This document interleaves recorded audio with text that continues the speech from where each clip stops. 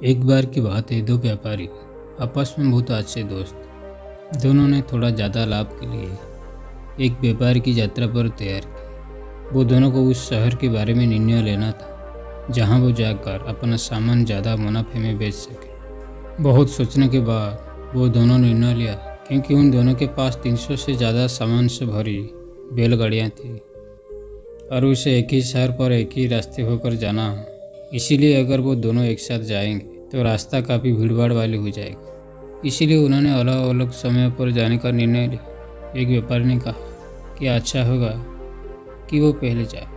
उसने मन ही मन सोचा, अगर वो पहले जाएगा तो उसे बहुत फ़ायदा मिलेगा। सड़कें एकदम समतल होगी, उनके बैलगाड़ी को भी कोई रास्ते में कठिनाई नहीं आएगी। उनके बैल को रास्ते में सबसे अच्छे घास चरने को मिलेगा। मुझे और मेरे आदमियों को जो मेरे बैलगाड़ी को लेकर जाएंगे सबसे अच्छे फल और सब्जियां खाने को मिलेगा। मेरे लोग मेरी सूझबूझ और मेरी चतुराई को देखकर अंदर से तारीफ करेंगे। पर क्योंकि उस बाजार में पहले पहुंचूंगा, वहाँ केवल मेरा सामान होगा, इसीलिए मैं अपनी चीज़ों को महंगे दाम से बेच पाऊंगा। लेकिन दूसरी व्यापारी ने बड़ी गहराई से सोचा और निर्णय लिया कि आखिर में जाना बहुत फायदेमंद। वो मन ही मन सोचा, मेरे दोस्त की 300 गाड़ियाँ उबड़ खाबड़ रास्ते को समतल कर दे। अगर कोई रास्ते में खड़ा होगा या रास्ता खराब होगा तो मेरे दोस्त के आदमियों ने रास्ता को ठीक कर देंगे और मैं सड़क की कमर से बच जाऊँगा। उसकी बैल पुरानी घास खा लेंगे, इसीलिए मेरे बैल को नए घास खाने को मिलेगा। इसी प्रकार ये लोग पुराने फसल और सब्जियां तोड़कर खा लेंगे, इसीलिए मुझे नए फल खाने को मिलेगा। मुझे मेरे सामान पर मूल भाव करना नहीं पड़ेगा, क्योंकि मैं पहले तय की गई कीमत पर सामान बेचकर प्रॉफिट कमा लूँगा। लेकिन पहला व्यापारी मन ही मन सोच रहा था, वे अपने दोस्तों को मूर्ख बना दिया और वो जो चाहता था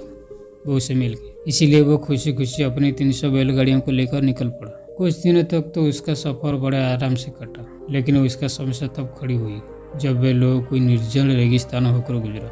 वो रेगिस्तान जहाँ दूर दूर तो कोई पानी का बूंद भी नहीं मिलता। वहाँ के स्थानीय वासियों ने व्यापारी को बताया, इस रेगिस्तान में खूंखार लुटेरों वहाँ इंसान को मार कर खा जाते। जब व्यापारी का कर्मा रेगिस्तान के बीचों बीच से पहुंचा तो उनके सामने से बहुत से लोगों की झुंड आते हुए नजर आया। उनके पास बहुत बैलगाड़ियां थी जो कीचड़ में भिड़ी थी और उनमें से पानी टपरा। उनके हाथों में और उस बैलगाड़ी में बहुत कमल के फूल थे। उसमें एक ऐसा था जो उसका हाव भाव से वो उन सब का लीडर लग रहा था। उसने उस व्यापारी को कहा, तुम लोग इस पानी के वजन को क्यों बो रहे हो? कुछ देर तुम एक बड़ी रेगिस्तान तालाब के पास पहुँच जाओगे, जहाँ पीने के लिए बहुत सारा पानी और खाने के लिए बहुत खजूर मिलेगी। तुम्हारा बैल इन पानियों से भरी बैलगाड़ियों को खींच कर थक चुके, इसीलिए इन पर कुछ दया दिखाओ और इस पानी को यहीं फेंक दो, जिससे बैलगाड़ियों को आराम मिल सके। हालांकि लोकल लोगों ने व्यापारियों को मना किया था, लेकिन व्यापारी नहीं पहचान पाया। ये इंसान नहीं थे, इंसान की भेष में जंगली राक्षस जो कि इंसान को मांस खाते। व्यापारी को लगा ये अच्छे लोग, इसलिए व्यापारी उनका बातों पे आ गया। सारा पानी वहीं जमीन पर फेंक दिया। कुछ देर चलने के बाद ना कोई तालाब था और ना कोई खजूर का पेड़ था। कर्मा का कुछ लोग समझ गए वो हमको मूर्ख बना दिया था। हो सकता है वो लोग लुटेरे और जंगल राक्षस भी रहे होंगे। ये सोचकर कर्मा का सारे लोग व्यापारी के ऊपर भड़बड़ाने लगे। इसीलिए व्यापारी ने भी खुद को दोषी ठहराया। शाम होते होते लोग थक चुके थे। पानी ना मिलने के कारण उनके बैल भी बहुत ज़्यादा कमज़ोर लग रहे थे। सारे लोग थकान मारे बहुत गहरी नींद में सो गए। जब रात गहरी हो गई तब जंगल राक्षस अपने असली रूप में सामने आए। वो सोते हुए असहाय लोगों को खाकर अपने भूख मिटा ली। कुछ देर में वहाँ जानवर और इंसान की हड्डियाँ देखने पड़ी थी। कोई भी इंसान या जानवर जिंदा नहीं बचा। कुछ दिनों बाद इस रास्ते पर दूसरा व्यापारी अपनी यात्रा शुरू करता है। जब वे दूसरा व्यापारी वो रेगिस्तान में पहुँचता है, अपने सारे लोगों को इकट्ठा करके उन सबको समझाता है कि इसे निर्जल रेगिस्तान कहा जाता है और मैं ये भी सुना है कि यहाँ बहुत खूंखार डाकू और जंगली राक्षस रहते हैं, इसीलिए हमें सावधान रहना होगा, क्योंकि यह जहरीला पानी और पेड़ भी हो सकते हैं।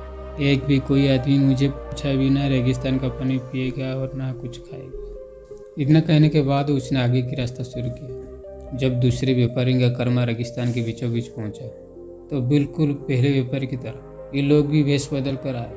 कीचड़ से खिले पानी से गिले हुए, हाथ में लिली और कमल के फूल लिए हुए। जंगली राक्षसों ने उस दूसरे व्यापारी से मिला। जंगली राक्षसों की सरदार ने कहा, आगे थोड़ी दूर में तालाब, इसीलिए पानी तुम्हें यही फेंक देना चाहिए। लेकिन उस बुद्धिमान व्यापारी ने उसकी बातों को अनसुना कर दिया। वो जानता था निर्जल रेगिस्तान में पानी मिलने की कोई संभावना नहीं।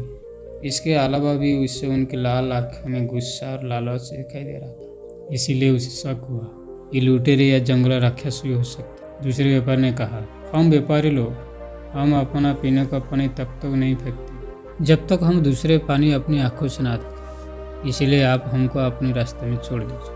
लेकिन व्यापारी के कर्मा का कुछ लोगों को राक्षसों का बातों पर भरोसा हो गया और वो व्यापारी को पानी फेंकने के लिए कहने लगे। तब व्यापारी ने उसे समझाया, जब तक हमें पानी नहीं मिले हमें ये अजनबियों को पर भरोसा नहीं करना चाहिए। वो राक्षस भी हो सकते हैं। वो जो तालाब के बारे में बता रहे हैं वो रेगिस्तान का मृत्यु स्थल भी हो सकता है। तुम सबने रेगिस्तान में पानी के बारे में कभी सुना है या कुछ दिनों में या कुछ बादल या वर्षा देखी? सबने कहा नहीं। फिर व्यापारी ने उसे आगे समझाया, अगर हम इस अजनबियों पर भरोसा करके तो फिर बाद में हमारे पास पीने और खाने बनाने तक पानी नहीं बचेगा और हम प्यासे और कमज़ोर हो जाएंगे। तब वो लुटेरे हमें लूटने के लिए बहुत आसान हो जाएगा और वो हम सबको मार कर खाएंगे। जब तक हमें पानी ना मिले तब तक हमें एक बूंद भी पानी नहीं फेंकना चाहिए। और सब आगे बढ़े और शाम तक उस जगह में पहुंच गए जहां पहले व्यापारी के कर्मा के लोग और जानवर को मारकर खाया गया था। उन्हें सारी बैलगाड़ियाँ खड़ी मिली जहां जानवर और इंसान की हड्डियां चारों तरफ बिखरी पड़ी थी। ये पहचान गए कि ये सामान से भरी बैलगाड़ियाँ और चारों तरफ फैली हुई हड्डियाँ पहले व्यापारी के कर्मा है। उस चतुर व्यापारी ने कर्मा के कुछ मजबूत लोगों को कर्मा का सुरक्षा के लिए रात पर लगा दिया। अगली सुबह सब लोगों ने नाश्ता किया और अपनी बैल को भी अच्छे से खाना खिलाया।